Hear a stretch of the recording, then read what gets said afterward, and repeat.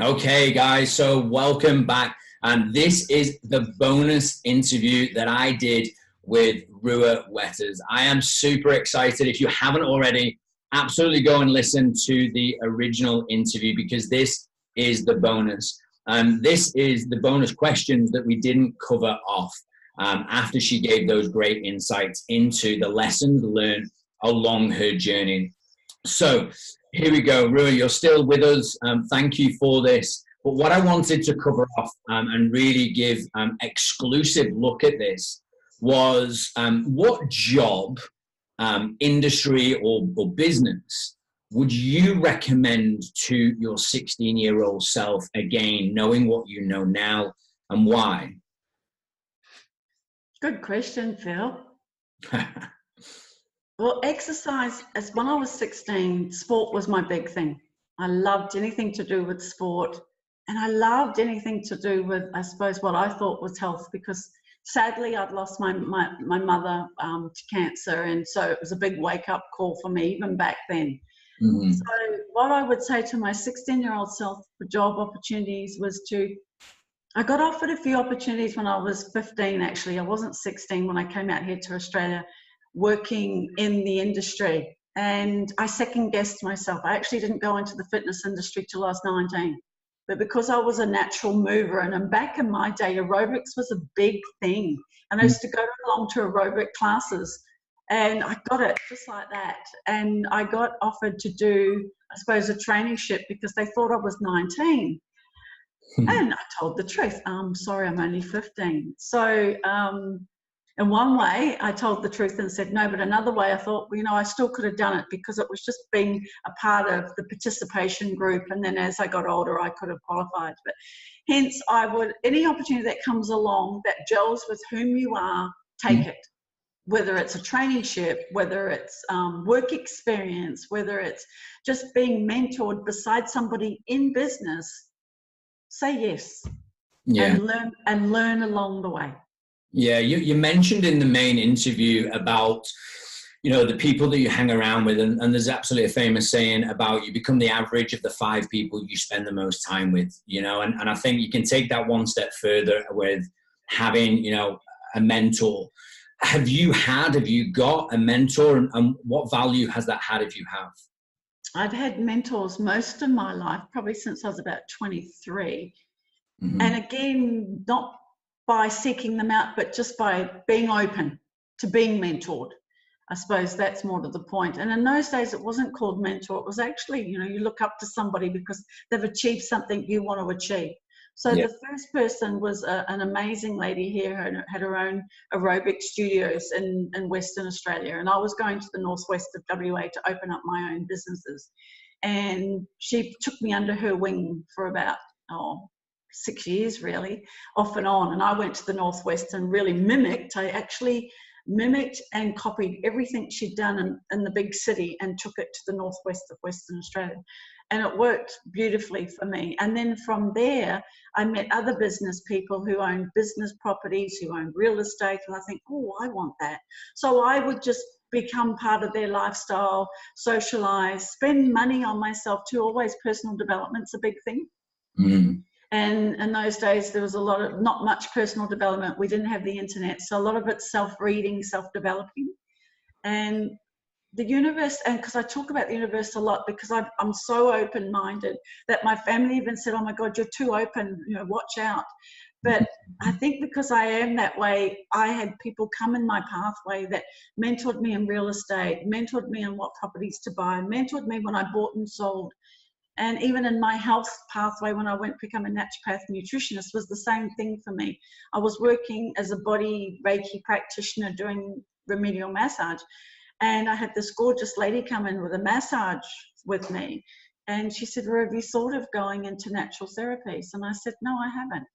I said, I'm thinking of going to do some volunteering work. And she actually steered me down the volunteering pathway at a cancer support centre.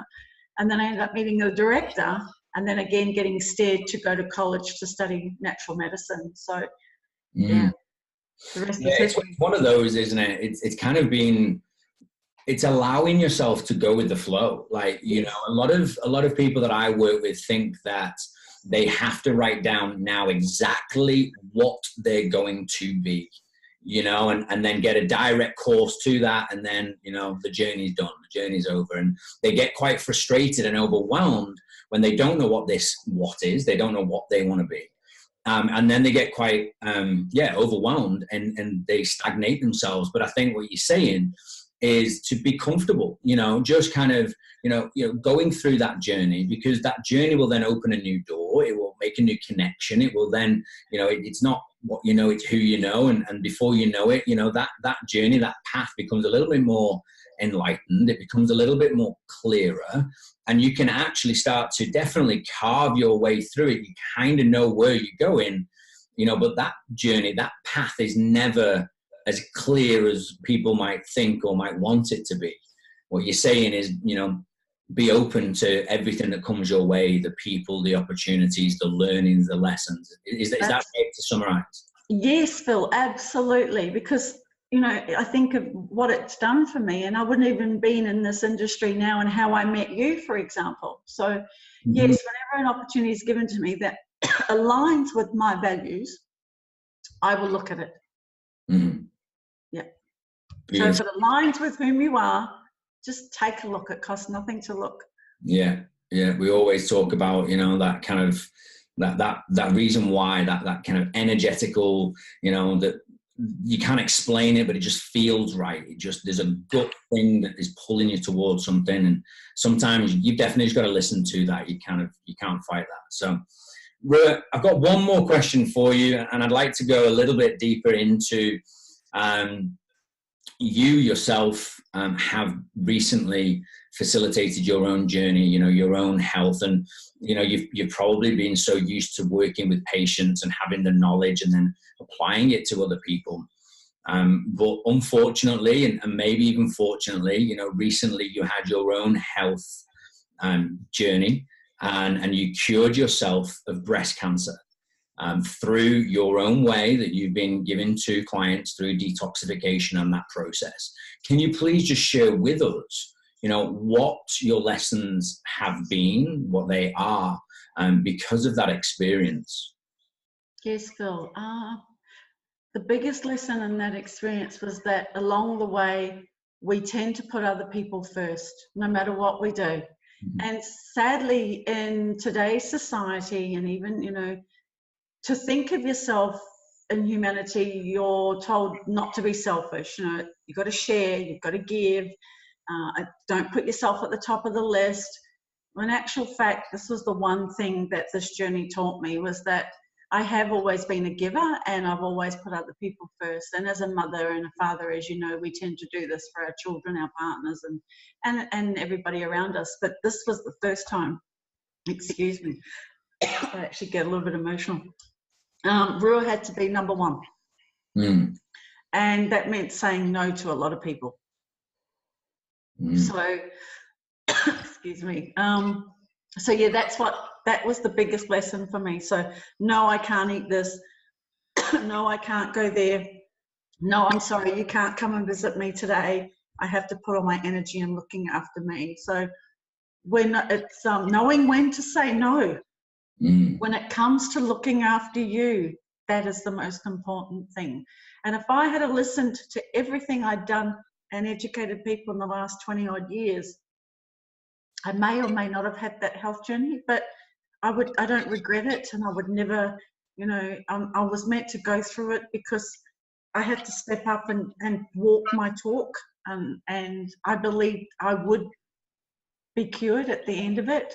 I never doubted 1 minute of that journey at all, that I wouldn't come out the other end and that it would be gone.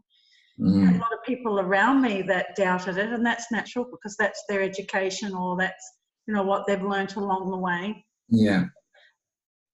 The biggest journey of it all was to believe in myself.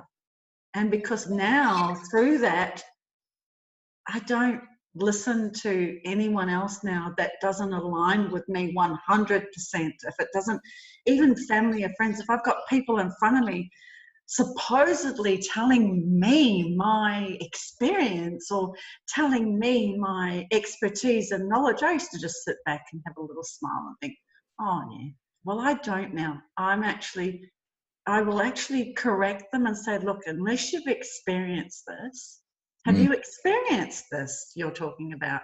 And 9 times out of 10, people only read it. They go, oh no, I read it somewhere. Their opinion.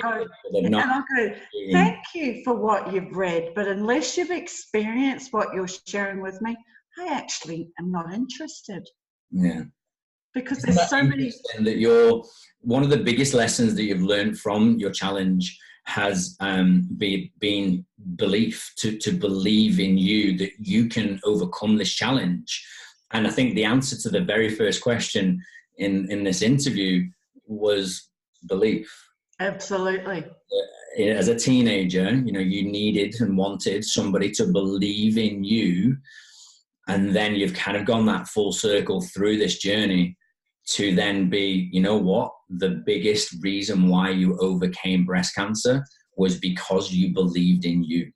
Absolutely. And that's the key. And it's amazing how it's come that full circle. That's all we ever need in life, with whatever we choose to do, whether it's financial, whether it's to be a successful entrepreneur, being a mother, being a father, being a brother, a sister, an aunt, whatever, is self-belief. Wow. Well, I don't know a better way that we can finish that, because, anybody that knows me and listens regularly, it's always about that mindset. It's always about your why. It's always about, your belief in you, in what you're doing. So on that note, Rua, I want to thank you very much for this interview. It's been fantastic, and I'm sure people can hop over and follow you on Facebook and learn even more lessons from you, because I know you have a huge global impact goal ahead of you as well, taking your lessons of your journey from then and now. So I wish you all the best in spreading that word, and I'm sure people are going to listen to the lessons that you've shared with us today, and then apply them for themselves along the journey in order for them to win and be successful and happy along this journey we call life. So Rua, again, thank you very much. Thank you very much, Phil Webster. I thoroughly enjoyed the interview tonight, and God bless everybody. And yep, you know where to find me, Rua Wetters, Naturopathy, Facebook, easy. Beautiful. Thank you very much. Thank you. Bye. Bye now.